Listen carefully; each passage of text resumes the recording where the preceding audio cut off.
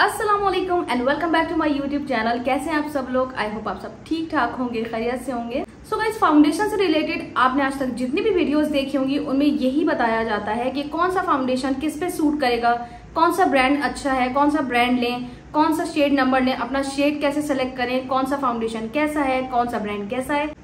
लेकिन आज मैं आपको फाउंडेशन से रिलेटेड वो इन्फॉर्मेशन, वो नॉलेज देने वाली हूँ जो आज तक आपको किसी भी वीडियो में नहीं मिली होगी।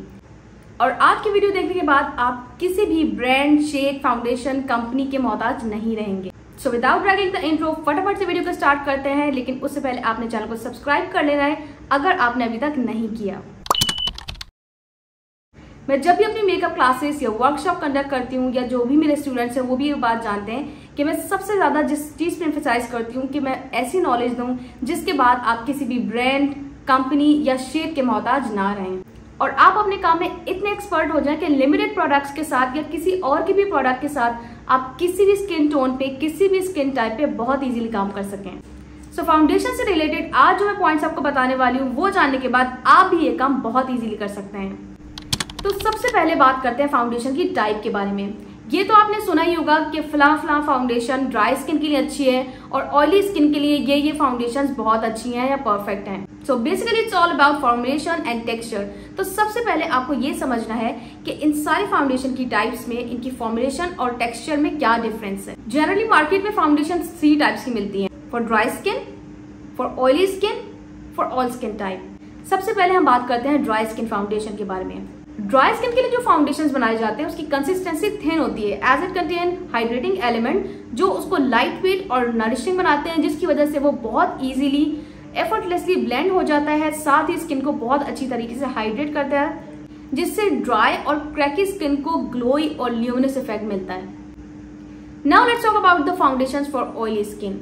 ऑयली स्किन के लिए जो फाउंडेशंस बनाए जाते हैं वो जनरली थिक कंसिस्टेंसी में होते हैं because it contain mattifying or oil absorbing powders and sometimes it contain pore filling और mattifying primer जो कि पोर्स को क्लॉग करके फाउंडेशन को लॉन्ग लास्टिंग बनाता है, स्वेट को बहुत देर तक रोकता है, ऑयल को कंट्रोल करता है, जिसकी वजह से फाउंडेशन की कवरेज भी हाई हो जाती है और वो लॉन्ग लास्टिंग भी हो जाता है। अब बात करते हैं फाउंडेशंस जो ऑल स्किन टाइप होते हैं। ऑनेस्टली स्पीकिंग ये सब स्कैम है। लाइक ऑल स्किन टाइप वाली फाउंडेशन एग्जिस्ट ही नहीं करती।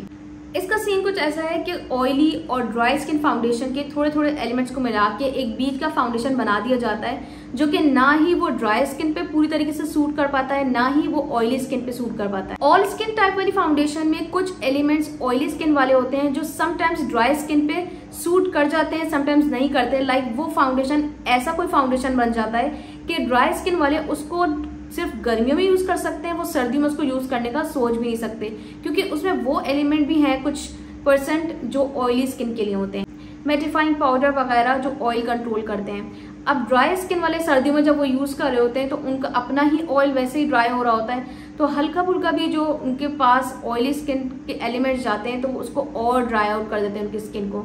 वेल, मेरी नजर में तो फाउंडेशन का ये टाइप बिल्कुल फजूल और यूजलेस है। ऑनेस्टली स्पीकिंग ये फाउंडेशन सिर्फ ब्रांड्स अपना मंजन बेचने के लिए बनाते हैं, सॉरी टू से। अच्छा, ये चीज भी बिगनर्स को बहुत ज्यादा कंफ्यूज करती है कि उनको कैसे पता चलेगा कि कौन सा फाउंडेशन हाई कवरेज है, कौन सा लो कवरेज है, कौन सा मीडियम कवरेज है और कौन सा फाउंडेशन किस स्किन टाइप के लिए। तो यहाँ मैं आप लोगों के साथ कुछ टर्म्स शेयर कर रही हूँ जिसको जानने के बाद आप आराम से पहचान सकते हैं कि कौन सा फाउंडेशन किस स्किन टाइप के लिए है। ड्राई स्किन की फाउंडेशन पैकेजिंग पे कुछ इस तरह की टर्म्स देखने को मिलेंगी: natural finish, sheer finish, skin like finish, dewy finish, skin tint, radiant glow या ल्यूमिनस फाउंडेशन। और ऑयली स्किन की फाउंडेशन पे कुछ इस तरह का टेक्स्ट देखने को मिलेगा: long wear, HD foundation, mattifying full coverage long wear या मैट फिनिश फाउंडेशन। ये तो हमने समझ लिया कि ड्राई स्किन के फाउंडेशंस में और ऑयली स्किन के फाउंडेशंस में क्या फर्क है। और जनरली फाउंडेशंस की पैकेजिंग पे भी मेंशन होता है कि कौन सा फाउंडेशन किस स्किन टाइप के लिए है। और हम हर जगह यही सुन रहे और देख रहे होते हैं वीडियोस में, ट्यूटोरियल्स में कि high coverage foundation is perfect for oily skin, light coverage, luminous और radiant foundation is for dry skin. लेकिन सवाल ये पैदा होता है कि अगर डार्क स्किन पे बहुत ज्यादा पिगमेंटेशन है, अनइवन स्किन टोन है, तो लाइट फाउंडेशन उसको कैसे कवर करेगा। अगर हम डार्क कंसीलर या ऑरेंज करेक्टर यूज करते हैं उसको कवर करने के लिए, तो लाइट कवरेज फाउंडेशन उसको कवर कैसे करेगा। तो जनाब यहाँ काम आएंगी एक्सपर्टीज और यहाँ आएगा आपको समझ कि nothing is for dry skin and nothing is for oily skin. Everything can be used on every skin. और इसको अप्लाई करने के लिए आपको इन चीजों का सही इस्तेमाल आना चाहिए। सबसे पहले बात कर लेते हैं उन लोगों के लिए जो पर्सनल यूज के लिए फाउंडेशन परचेज करना चाहते हैं। If you are going to use foundation for your personal use, तो उसके लिए सबसे पहले जानना जरूरी है कि आपका स्किन टाइप क्या है। फाउंडेशन शेड के लिए हमेशा अपनी स्किन पे टेस्ट करें, किसी से पूछ कर या किसी और का देखकर ना लें, because everyone has different undertone. ये ऐसा क्वेश्चन है जो बहुत से लोग पूछते हैं और अब उनको समझाना मुझे ऐसा लगता है कि एक दीवार में सर मारने के बराबर है, क्योंकि आप कितनी भी लंबी एक्सप्लेनेशन या लेक्चर दे दो, सामने वालों को ये बात समझ में नहीं आ रही होती। ये एक ऐसी चीज है जो अब हमें समझ लेनी चाहिए कि फाउंडेशन का शेड कभी भी इस तरह नहीं बताया जाता बगैर देखे कि आपने किसी को कमेंट कर दिया या किसी को डीएम कर दिया कि मेरा जो है वो फेयर शेड है, आप फाउंडेशन का शेड बता दें, या मेरा सांवला रंग है, मैं कौन सा फाउंडेशन का शेड लूँ, उसके साथ कौन सा कंसीलर लूँ। हर किसी का डिफरेंट स्किन टोन होता है। फेयर में भी बहुत सारे टोन्स होते हैं और डार्क में भी, यानी जो सांवला रंग होता है उसमें भी डिफरेंट टोन्स होते हैं। सबके डार्क सर्कल्स के अलग अलग शेड्स होते हैं। तो ये बिल्कुल इम्पॉसिबल है किसी को बगैर देखे आप उसका शेड बता दें सिर्फ ये कहने पर कि मेरा मीडियम शेड है, मैं फेयर में आती हूँ या मैं डार्क में आती हूँ। It's impossible. हमेशा हमेशा अपना फाउंडेशन खुद टेस्ट करके लें और आपको वो टेस्ट करना आना चाहिए। फाउंडेशन टेस्ट करने का बहुत ही सिंपल और आसान तरीके बता रही हूँ। आप जब भी फाउंडेशन परचेज करने जाएं, वहाँ जो सेल्स गर्ल खड़ी होती हैं, कभी भी उनकी बातों में आके नहीं लें। समटाइम्स वो सही भी बता रही होती हैं, लेकिन समटाइम्स वो गलत भी बताती हैं, क्योंकि उनको अपने प्रोडक्ट्स भी निकालने होते हैं। तो अपना फाउंडेशन शेड खुद सर्च करना सीखें। जो फाउंडेशन शेड आपको लगता है कि आपकी स्किन से मैच कर रहा है, तो आपने उसको चीक से लेकर अपने जॉ लाइन तक उसको एक सॉच लगाना है और उसको 5 to 10 मिनट्स के लिए छोड़ देना है। कोई भी काम कर लें, कोई और परचेजिंग कर लें या फिर वेट कर लें, 5 to 10 मिनट्स में कोई भी फाउंडेशन अगर ऑक्सीडाइज होना होता है तो वो हो जाता है। उसके बाद आप 10 मिनट्स के बाद आप दोबारा चेक करेंगे, अगर वो फाउंडेशन आपकी स्किन से स्टिल मैच कर रहा है तो वो आपका शेड है, और अगर वो ऑक्सीडाइज हो गया है तो आपने उसके अकॉर्डिंग फाउंडेशन का और लाइटर शेड लेना है। फाउंडेशन का शेड अपनी स्किन टोन से हमेशा 1 या 2 टोन लाइटर लें। बहुत ज्यादा लाइटर टोन अगर आप ले लेते हैं, लाइक सिंपल वर्ड्स में बहुत चिट्टा फाउंडेशन अगर आप ले लेते हैं तो वो ग्रे बढ़ जाता है। सबसे इंपॉर्टेंट स्किन प्रेप पे जरूर फोकस करें।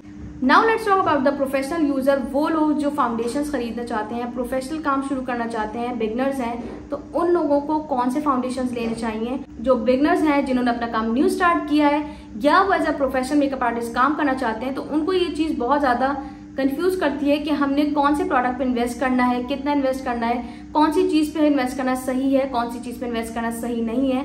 तो फाउंडेशन से रिलेटेड इन्वेस्टमेंट आपने किस तरह करनी है, कम इन्वेस्टमेंट में बहुत सारा काम आपने किस तरह करना है, इस पे बात करते हैं। सबसे पहले तो फाउंडेशन की परचेजिंग के वक्त आपने अपने बजट के अकॉर्डिंग चूज करना है एक अच्छा सा ब्रांड, चाहे वो लोकल हो, चाहे वो हाई एंड हो या फिर ड्रग स्टोर हो।